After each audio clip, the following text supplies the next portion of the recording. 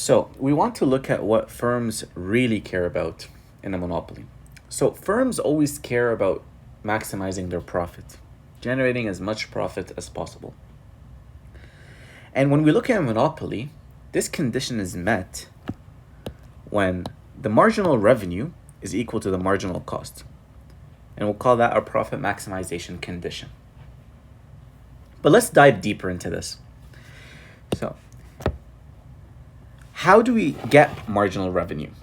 Well, we get marginal revenue by deriving total revenue, which is right here. And we get marginal cost by deriving total cost. But let's dive deeper into that. How do we get total revenue? We get total revenue by multiplying price times quantity. And our marginal cost, we do that by adding all our fixed plus variable costs to get total cost. So let's take a deeper look into this. Let's assume we have this example right here, where we have an inverse demand function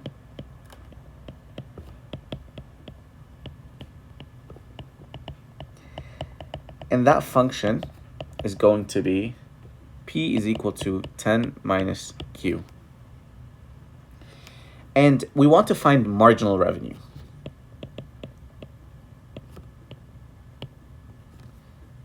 So step one is we want to look at this function and see that in order to find marginal revenue, we have to find total revenue first. So find total revenue.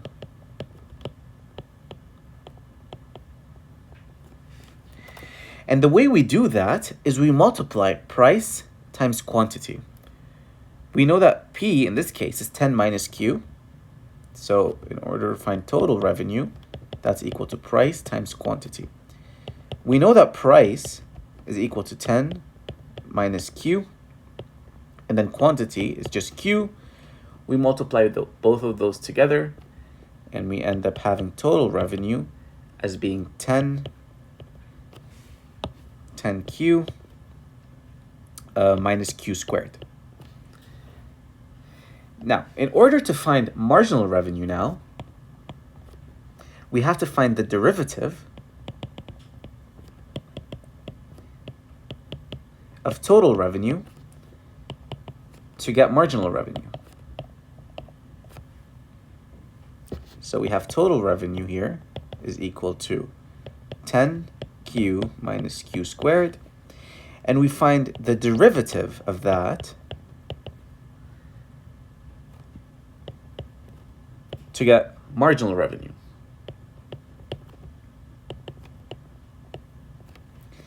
So now as you can see, marginal revenue here is equal to 10 minus 2Q. Good. And now we have total marginal revenue. We want to find marginal cost. In this case, we're given, so step number 3, we're given that marginal cost is equal to 5. So, as we mentioned up here, that the profit maximization condition is when marginal revenue is equal to marginal cost, right here. So what we do is we set both of them equal to each other.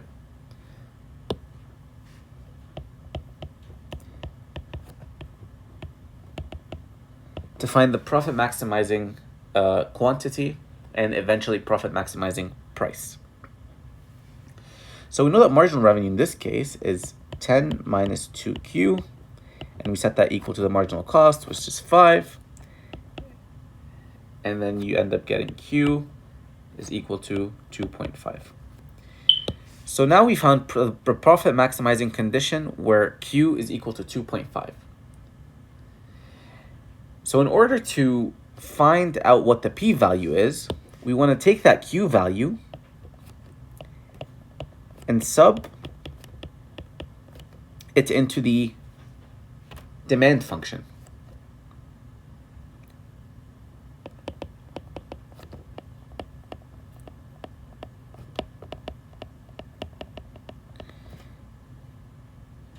which in this case is P is equal to 10 minus Q.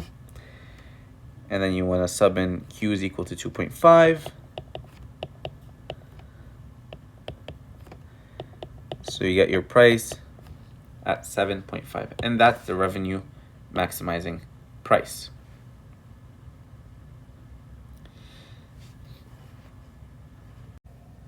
So let's recap what we've discussed earlier. So we know that profit maximization is the goal of any firm.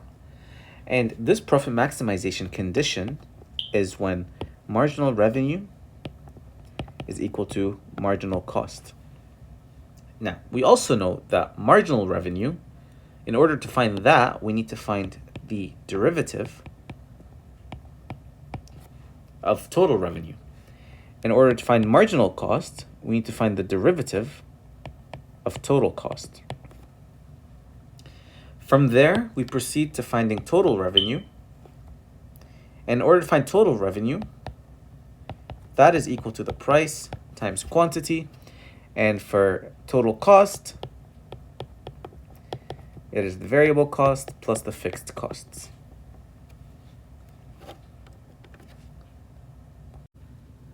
So let's take a look at the graph of a monopoly. As we know, a monopoly does not have a supply curve since the monopoly always controls the supply in the market.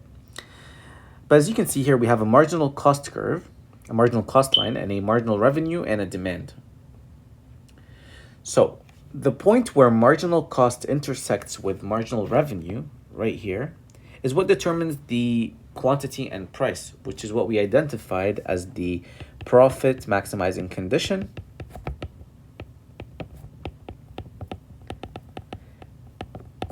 Which was marginal revenues equal to marginal cost. As you can see here, we want to look at what happens when there's a change in demand. Let's assume that demand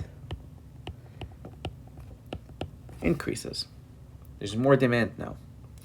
So when a demand increases, the demand function shifts to the right.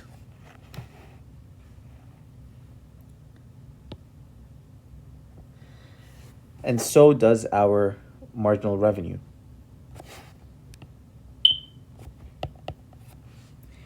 So then the new point where marginal revenue equals marginal cost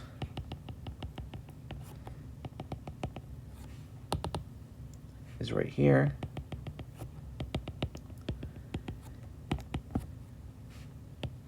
And as you can see, what happens as a result of demand increasing, we have price also increased and quantity also increased.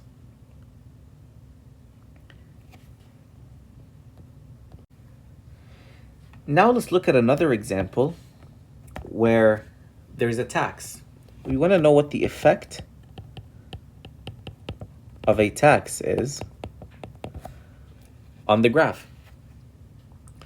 So the equation for that is that marginal revenue is equal to the marginal cost plus taxes. As a result, we'll see that the marginal cost curve will shift upwards since there's a tax addition now.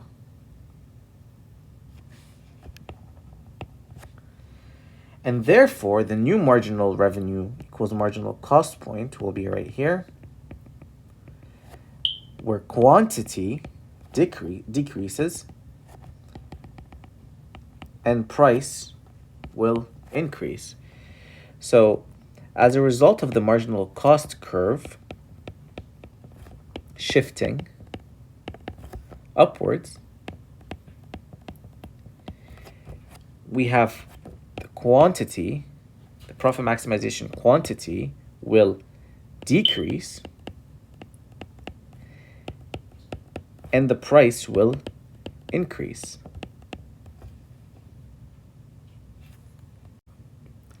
Now, one final graph that I want to discuss is the welfare of this monopoly. So, we want to identify the consumer surplus,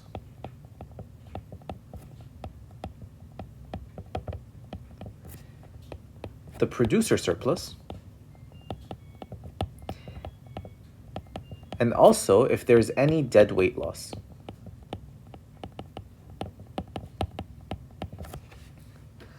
So from this graph, we're going to see that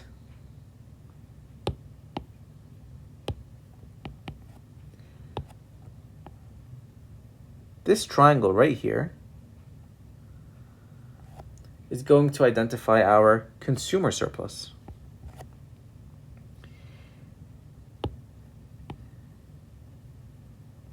And this trapezoid right here will identify our producer surplus. But then we also have this triangle right here,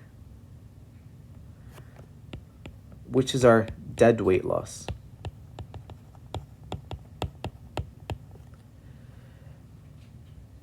And dead weight loss indicates that there is an inefficiency in the market.